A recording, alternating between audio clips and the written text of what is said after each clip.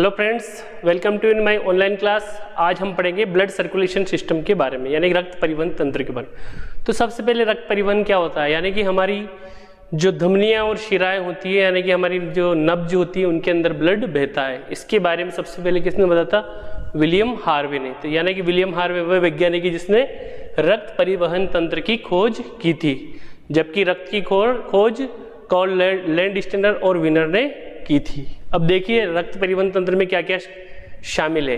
तो सबसे पहले हृदय और धमनियां और शिराएं रक्त परिवहन तंत्र के अंदर शामिल है। और हृदय के कार्य इसको हम पढ़ेंगे, और धमनियां और शिराएं और विभिन्न जंतुओं के अंदर किस प्रकार का हृदय होता है। तो देखिए सबसे पहले हम हमारा टॉपिक स्टार्ट करते हैं मानव हृदय। तो मनुष्य का जो हृदय बहुत ही महत्वपूर्ण अंग है, ये आजीवन कार्य करता रहता है। यानी कि अगर आपसे पूछा जाए कि कौन सा अंग लाइफ टाइम कार्य करता है, तो हार्ट। देखिए हृदय मुट्ठी के आकार का होता है। हमारा जो हृदय है मुट्ठी के आकार का होता है, मुट्ठी के आकार का होता है हमारा हृदय। और ये एक मांसल पेशी संरचना है, और यह 4 कोष्ठी होता है, और इसमें 2 आलिंद और 2 नीले होते हैं। ऊपर वाले आलिंद कहलाते हैं, नीचे वाले नीले कहलाते हैं। हृदय पंप की तरह कार्य करता है, और यह रक्त को हमारी रक्त वाहिनियां यानी कि धमनी और शिराओं के अंदर पंप करने का कार्य करता है। ये इसके कार्य हैं। देखिए सर्वप्रथम हृदय का प्रत्यारोपण किस डॉक्टर ने किया था, तो उस वैज्ञानिक का नाम क्या है? डॉक्टर या वैज्ञानिक क्रिश्चियन बर्नार्ड। यानी कि क्रिश्चियन बर्नार्ड ने हृदय का सफल प्रत्यारोपण किया था। हमारे हृदय के जो बाएं भाग है, यानी कि ये जो वाला भाग है बायां भाग, इस बाएं भाग में प्योर रक्त बहता है। यानी कि बाएं वाला इस साइड में जो है ऑक्सीजन युक्त ब्लड बहता है, और इस साइड यानी कि दाएं वाले भाग में इम्प्योर ब्लड यानी कार्बन डाइऑक्साइड युक्त ब्लड बहता है। तो बाएं भाग में यानी कि लेफ्ट साइड में शुद्ध रक्त बहता है, जबकि जो राइट वाला भाग है उसमें अशुद्ध रक्त का परिवहन होता है। देखिए ये अपने हृदय का जो स्ट्रक्चर है बहुत ही महत्वपूर्ण। देखिए यहाँ पे ये सबसे बड़े लंग्स होते हैं। लंग्स से क्या होता है? हृदय आता है, हृदय की ओर ब्लड आता है। तो लंग्स से जो हृदय की ओर ब्लड लाती है, जो लाने वाली होती है वो हमेशा शिराएं होती है। तो जो हृदय की ओर ला रही है वो क्या है? शिरा है, यानी कि वेन है। और जो फेफड़ों से हृदय की ओर ला रही है तो वो है पल्मोनरी वेन। तो वेन जो कि लंग्स से जुड़ी है वो पल्मोनरी वेन। तो पल्मोनरी वेन के अंदर, क्योंकि फेफड़े के अंदर ऑक्सीजन होती है, तो कौन सा ब्लड होता है? ऑक्सीजन युक्त ब्लड होता है, ऑक्सीजन वाला। अब ये यहाँ आ गया हमारा ब्लड, यानी कि हमारे इधर वाले पार्ट में बाएं आलिंद के अंदर। ये बाएं आलिंद है हमारे हृदय के 4 कोष्ठक है, नंबर 1, ये 2, ये 3 और ये 4। इस तरह से हमारा हार्ट 4 चैम्बर्ड होता है। तो यहाँ से आलिंद में आ गया, बाएं आलिंद में, बाएं आलिंद से फिर बाएं नीले में आएगा। आलिंद नीले के बीच में कपाट होते हैं। ये कपाट बाइकस्पिड और ट्राइकस्पिड कपाट होते हैं। ये कपाट खुल जाते हैं। जब ये कपाट खुलते हैं तो आलिंद से कहाँ आएगा? ब्लड नीले में, बाएं नीले में आता है। अब बाएं नीले से वापस जो अपना जो ब्लड है, शुद्ध जो ब्लड है, वो किधर जाएगा? वो यहाँ से होता हुआ जो हमारी जो महाधमनी है, पश्च महाधमनी, धमनियाँ क्या करती है? हृदय से शुद्ध रक्त को शरीर के विभिन्न अंगों तक पहुंचाने का कार्य करती है। तो ये विभिन्न अंग तक, ये जो है हमारी एओर्टा बोलते हैं इसको, पश्चिम महाधमनी एओर्टा। तो ये एओर्टा के माध्यम से फिर वहाँ से ये छोटी छोटी नलिकाएं यानी कि कैपिलरीज में टूट जाती है। कैपिलरीज हमारी जो सेल्स तक क्या करती है? ब्लड को, ऑक्सीजन युक्त ब्लड को पहुँचा देती है। वापस क्या होता है? वहाँ पे ऑक्सीडेशन हो जाता है, यानी कि श्वसन क्रिया के दौरान ऑक्सीजन काम में आ जाती है और कार्बन डाइऑक्साइड विमुक्त होती है। और वापस कार्बन डाइऑक्साइड जो है वो जो कलेक्ट करके जो हमारी जो पश्च महाशिरा है यानी कि वेना केवा, वो वेना केवा क्या करती है? उस कार्बन डाइऑक्साइड युक्त ब्लड को कलेक्ट कर लेती है, और उसको कलेक्ट करके वापस कहाँ लाती है? हमारे दाएं आलिंद में। दाएं आलिंद से फिर से कहाँ आता है? दाएं नीले में। यानी कि इस तरफ जो ब्लड होता है, ये कौन सा ब्लड होता है? कार्बन डाइऑक्साइड युक्त ब्लड होता है, जो कि कैसा ब्लड होता है?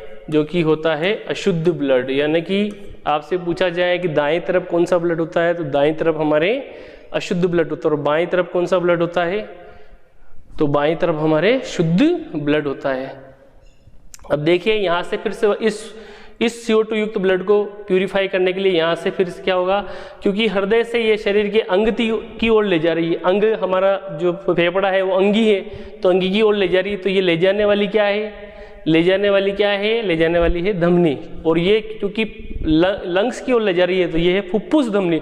तो फुफ्फुस धमनी के अंदर कौन सा ब्लड बह रहा है, फुफ्फुस धमनी के अंदर अशुद्ध रक्त बहता है, जबकि ये जो ला रही थी इसमें फुफ्फुस शिरा में कौन सा ब्लड बह रहा है, शुद्ध रक्त बह रहा है। तो इसमें कौन सा, यानी कि फुफ्फुस धमनी के अंदर कौन सा ब्लड बह रहा है, कार्बन डाइऑक्साइड युक्त यानी कि CO2 युक्त, यानी कि अशुद्ध रक्त बहता है। तो इस प्रकार अपना हृदय के अंदर जो रक्त आता है एक तरफ, एक बार तो यहाँ पे शुद्ध होके वापस से फिर इम्प्योर होके, यानी कि जो फेफड़े से वापस फेफड़े तक जो रक्त जाता है तो वो हृदय से 2 बार गुजरता है, इसलिए इसको हम डबल ब्लड सर्कुलेशन सिस्टम यानी कि दोहरा रक्त परिवहन तंत्र भी कहते हैं। नेक्स्ट धमनियाँ, तो देखिए धमनियाँ क्या कार्य करती है, तो वे नलिकाएं जो शुद्ध रक्त यानी कि ऑक्सीजन युक्त रक्त को हृदय से शरीर के विभिन्न अंगों तक पहुंचाने का कार्य करती है, वो धमनियाँ होती है। इसमें हमेशा शुद्ध रक्त बहता है, तो धमनियों में कौन सा रक्त बहता है, शुद्ध रक्त बहता है। लेकिन फुफ्फुस धमनी के अंदर कैसा रक्त बहता है, अशुद्ध रक्त बहता है, जैसा अभी अपनों ने बताया। ये जो फुफ्फुस धमनी थी, ये वाली जो फुफ्फुस धमनी है, इसके अंदर कौन सा रक्त बह रहा है, कार्बन डाइऑक्साइड युक्त, यानी इसमें अशुद्ध रक्त बहता है। अब शिरा की बात करते हैं, तो वे नलिकाएं या वे नलियां जो क्या करती है, रक्त को शरीर के विभिन्न अंग से हृदय की ओर लाती है, वो क्या कहलाती है, शिराएं कहलाती है। इसमें इनमें कौन सा रक्त बहता है, इनमें जो शिराओं के अंदर अशुद्ध रक्त बहता है, लेकिन जो फुफ्फुस शिरा है उसमें शुद्ध रक्त बहता है, क्योंकि फुफ्फुस शिरा क्या करती है, फेफड़ों से क्या करती है, हृदय की ओर रक्त को लाती है। फुफ्फुस शिरा फेफड़े से रक्त को बाएं आलिंद में लाती है और वहां से उसमें ऑक्सीजन होता है, इसलिए शुद्ध रक्त बहता है इसके अंदर। नेक्स्ट देखिए मानव जो हृदय है, तो मानव हृदय कितने कोष्ठी होता है, मानव का हृदय 4 कोष्ठी होता है, यानी कि 4 चेम्बर्ड होता है। पक्षियों का जो हृदय 4 चेम्बर्ड होता है, मछली के हृदय 2 कोष्ठी होता है, यानी कि इसमें इस तरह का होता है, एक इस तरफ का तो ऊपर वाला तो आलिंद और नीचे वाला वेंट्रिकल यानी कि निलय, यानी कि एक आलिंद और एक निलय। अब देखिए सरीसृप यानी कि जो रेंग के चलते हैं, छिपकलियां हैं, सांप है, तो उनका हृदय कितने कोष्ठी होता है, 3 कोष्ठी होता है। जबकि उभयचर यानी कि जो एम्फीबियंस होते हैं, जैसे मेंढक हैं जो जल में भी रह सकते हैं, थल में भी रह सकते हैं, एम्फीबिया वर्ग के, उनके अंदर भी 3 कोष्ठी हृदय होता है। लेकिन सरीसृप के अंदर जो मगरमच्छ होता है, उस मगरमच्छ का जो हृदय है 4 कोष्ठी होता है, ये ध्यान रखना। कॉकरोच का जो हृदय है वो 13 कोष्ठी होता है, यानी कि 13 चेम्बर्ड होते हैं कॉकरोच के हृदय में। अगला देखिए धमनी और शिराओं में क्या प्रमुख अंतर है, तो सबसे पहले ये शुद्ध रक्त को हृदय से शरीर के विभिन्न अंगों तक पहुंचाने का काम करती है, यानी कि धमनियां क्या करती है, हृदय से रक्त को विभिन्न अंगों तक ले जाती है, जबकि शिरा क्या करती है, अशुद्ध रक्त को शरीर के विभिन्न अंगों से हृदय की ओर लाने का कार्य करती है। फुफ्फुस धमनी जो होती है उसमें क्या होता है, अशुद्ध रक्त बहता है, यानी कि सभी धमनियों में तो शुद्ध रक्त बहता है, लेकिन फुफ्फुस धमनी के अंदर अशुद्ध रक्त बहता है। जबकि शिराओं में अशुद्ध रक्त बहता है, लेकिन फुफ्फुस शिरा में शुद्ध रक्त बहता है। इनकी दीवारें मोटी होती है क्योंकि इन पर दाब अधिक होता है, क्योंकि इनकी दीवारें ये क्या करती है, जो हृदय का पंप, हृदय का प्रेशर इनके ऊपर लगता है, क्योंकि विभिन्न अंगों तक पहुंचाती है, दूर दूर तक हृदय से रक्त को पहुंचाती है, इसलिए इनका जो दीवारें बहुत ही मोटी होती है ताकि किनकी तुलना में, शिराओं की तुलना में, ताकि ये फटे नहीं। अब देखिए इनकी जो दीवारें, किनकी, शिराओं की दीवारें कैसी होती है, उनकी दीवारें यानी कि धमनियों की दीवारों की तुलना में पतली होती है, और इसमें कपाट नहीं होते हैं, किसमें, धमनियों के अंदर कपाट नहीं होते हैं। धमनियों के अंदर ब्लड नहीं होता तब भी ये चिपकती नहीं है, जबकि शिराएं चिपक सकती है। देखिए शिराओं में कपाट होते हैं, जबकि धमनियों में कपाट क्या है, इस तरह की जो नलिकाएं होती है इनमें क्या होता है, इस तरह का कपाट होता है। कपाट यानी कि एक दिशा में ही ब्लड को आगे की ओर बहने के लिए प्रेरित करता है कपाट। तो इस तरह के कपाट होते हैं, किसमें होते हैं, शिराओं में। यानी कि शिराएं विभिन्न अंग से रक्त को हृदय की ओर लाने के लिए प्रेरित करती है, यानी कि जो अशुद्ध रक्त है वो केवल किधर आएगा, हृदय की ओर आएगा, वापस पुनः ऑर्गन्स की ओर नहीं जाएगा, इसके लिए रिस्पॉन्सिबल है। अगला है इन्फीरियर जो वेना केवा। वेना केवा क्या करती है, ये बहुत सबसे बड़ी जो केव है, केवा का मतलब वापस लाने वाली, तो vena cava lower part of the body to right atrium, यानी कि जो इन्फीरियर का मतलब होता है नीचे की ओर से, यानी कि शरीर के निचले वाले भाग से जो अशुद्ध रक्त को, इम्प्योर रक्त को कहाँ लाती है? हमारे जो एट्रियम में लाती है। कौन से वाले एट्रियम में? राइट एट्रियम में, यानी कि राइट एट्रियम में लाएगी। इसके बाद जबकि जो सुपीरियर वाली है, जो ऊपर वाले शरीर के ऊपर वाले भाग से इम्प्योर ब्लड को कहाँ लाती है? राइट एट्रियम में।